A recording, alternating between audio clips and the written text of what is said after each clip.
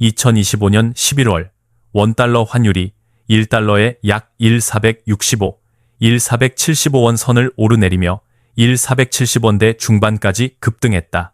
이는 단기간에 3% 넘게 급등한 수치로 아시아 주요 통화 가운데 가장 가파른 약세 흐름을 보였다.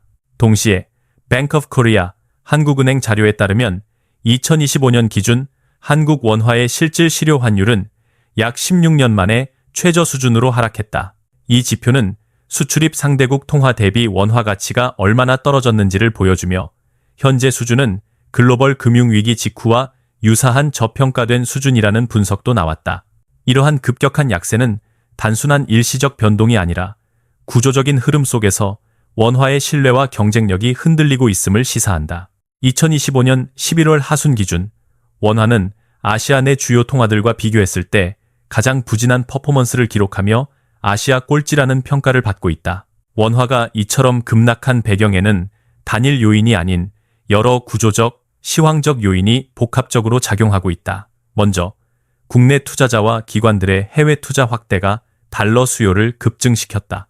2025년 10월 기준 한인 투자자들의 미국 주식 채권 보유액이 사상 최대인 840억 달러에 달하면서 많은 국민과 기관이 원화를 달러로 바꾸려는 수요가 급증했다. 이로 인해 외환 시장의 달러 유입 압력이 커졌고 이는 곧바로 원화 약세로 이어졌다. 동시에 세계 금융시장의 중심인 달러의 강세 흐름도 원화에 부담을 줬다. 미국 페더럴 리저브의 매파적 기조가 지속되면서 달러 강세가 유지됐고 이는 곧 아시아 통화 전반에 압력을 가했다. 더구나 일본 정책으로 인해 일본 엔화가 약세 흐름을 보인 것도 간접적으로 원화 약세를 부추겼다. 아시아 지역 통화 전반이 달러 대비 약해지면 비교 통화로서 원화도 상대적으로 더 약해질 수밖에 없다. 추가로 2025년 들어 Bank of Korea는 경제 성장 둔화와 수출 전망 악화로 인해 실물 경제의 불확실성이 커졌다고 경고했다. 한국은 전통적으로 수출 의존도가 높은 국가인데 글로벌 수요 약화와 기술 제품 수출 둔화가 맞물리며 외환 수급과 원화 수요에 부정적 영향을 줬다. 마지막으로 투자 심리 변화, 특히 국내 투자자들의 자산 해외 이전 및 달러 자산 선호가 환율에 구조적인 압박을 가하고 있다. 많은 개인 투자자들이 원화 보유 대신 미국 자산 투자나 달러 자산을 선호하며 이는 원화 수요 감소 더하기 달러 수요 증가라는 이중 효과를 만들었다. 이 모든 요인이 맞물려 시장에서는 단기간에 원화 약세가 반전되기 어렵다는 분석이 많다. 일부 금융기관은 내년에 원달러 환율이 1,500원대에 근접할 수 있다고 경고하고 있다. 결국 이번 원화 하락은 단순한 외환 시장의 변동이 아니라 해외 투자 흐름, 글로벌 달러 강세, 수출 둔화, 국내 투자자 심리 변화 등 복합 요인이 얽힌 구조적 문제라고 볼 수 있다.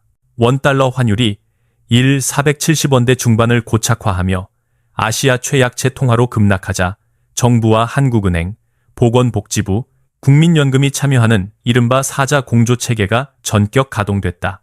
이는 최근 원화 약세의 핵심 요인으로 지목된 국민연금의 대규모 해외 투자 과정에서 발생하는 달러 수요 급증을 시장 안정을 위해 제도적으로 조율하겠다는 첫 조치다.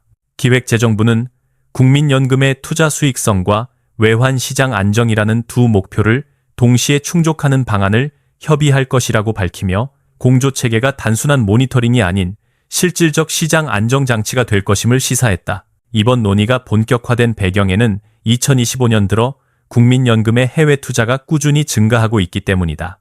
연금기금의 글로벌 투자 비중은 이미 60%를 넘어섰으며 매년 수십조 원 규모의 해외 주식, 채권 매입에 필요한 대규모 달러 수요가 직접적으로 환율 상승 압력으로 이어져 왔다.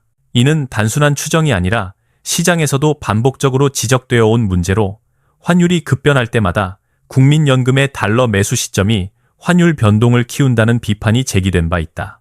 실제로 올해 10월 이후 원달러 환율이 단기간에 3% 이상 급등하는 과정에서도 해외 투자 관련 달러 수요가 누적된 영향이 컸다는 진단이 금융권에서 나왔다.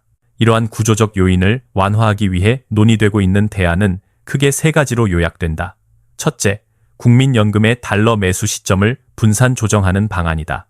현재는 연금의 해외 투자가 집중된 시기에 대규모 달러 매수가 시장에 한꺼번에 유입되면서 환율 급등을 유발하는 측면이 있다. 이에 대해 기획재정부와 한국은행은 매수 물량을 분산하거나 매수 속도를 조절해 시장 충격을 완화하는 방식을 협의 중인 것으로 알려졌다. 둘째, 국내 외환 시장 내 공급을 확대하는 방식이다. 즉, 국민연금이 필요한 달러를 전량 외부 시장에서 매수하지 않고 한국은행 또는 기재부와의 협조를 통해 시장 내 공급을 일정 부분 지원받는 구조다. 이를 통해 국내 현물 시장에서의 달러 수요 압력을 줄여 단기 급등을 완화하는 효과를 기대할 수 있다. 세 번째 방안은 국민연금의 해외 투자 과정에서 외환 파생 상품 활용을 확대하는 아이디어다. 예를 들어 선물환 스왑 등을 통해 달러를 직접 매수하지 않고도 투자 포지션을 구축할 수 있는 구조를 확대한다면 현물 시장에서 달러를 대량으로 사지 않아도 되는 만큼 시장 변동성이 줄어들 수 있다. 다만 이러한 조치는 제도 변경, 위험 관리 체계 보완 등 논의할 요소가 많아 중장기 과제가 될 가능성이 크다. 정부가 이번 대응 체계를 공조라고 표현한 이유는 최근 원화 약세가 특정 기관의 매수 매도만으로 설명할 수 없는 복합적 구조 문제이기 때문이다.